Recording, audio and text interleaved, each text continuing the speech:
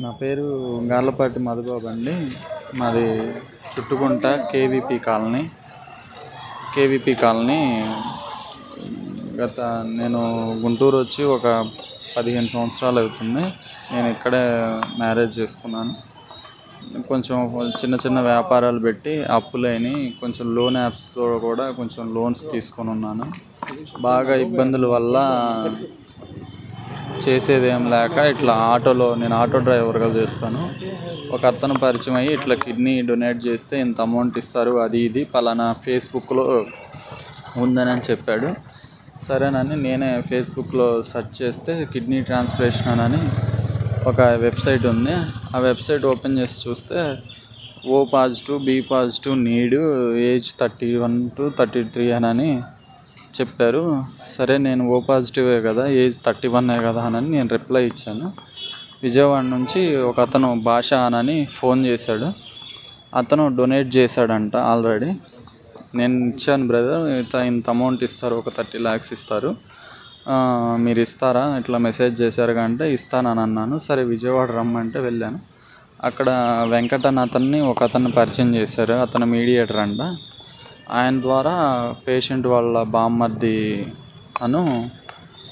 Patient వాళ్ళు పరిచయం చేసి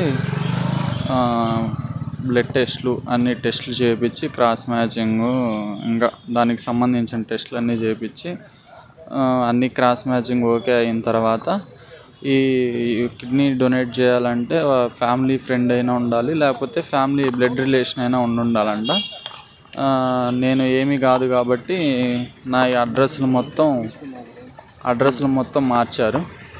వాళ్ళ స్వగ్రామంకి ఫ్యామిలీ ఫ్రెండ్ కింద పెట్టి వాళ్ళకి అనుకూలంగా అన్ని ప్రూఫ్స్, వీడియోస్, మేము ఫ్యామిలీ ఫ్రెండే, ఇక్కడే ఉంటున్నాము వాళ్ళ ఊర్లోనే అని చెప్పేసి తీసుకొని లాస్ట్ మంత్ 15వ తారీఖున ఆపరేషన్ చేసి తీసుకున్నారు.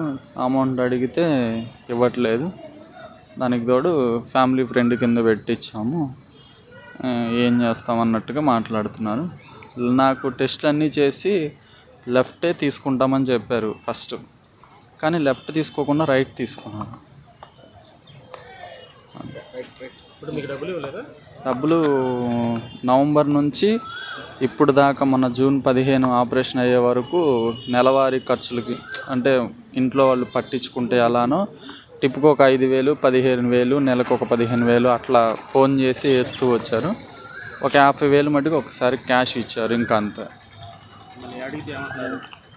ఇంక ఫ్యామిలీ ఫ్రెండ్ కింద పెట్టాం కదా అన్నట్టుగా మాట్లాడుతున్నారు.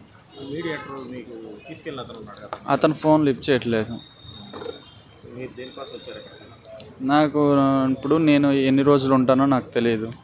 నాకు ఇస్తానన్న అమౌంట్ నా సమక్షంలో నా భార్య పిల్లలకి ఇవ్వవలసిందిగా, నాలాగా ఎంతోమంది ఫేస్బుక్ ట్రాప్లో పడి నెలకి 10 నుంచి 15 మంది దాకా ఇస్తున్నారు.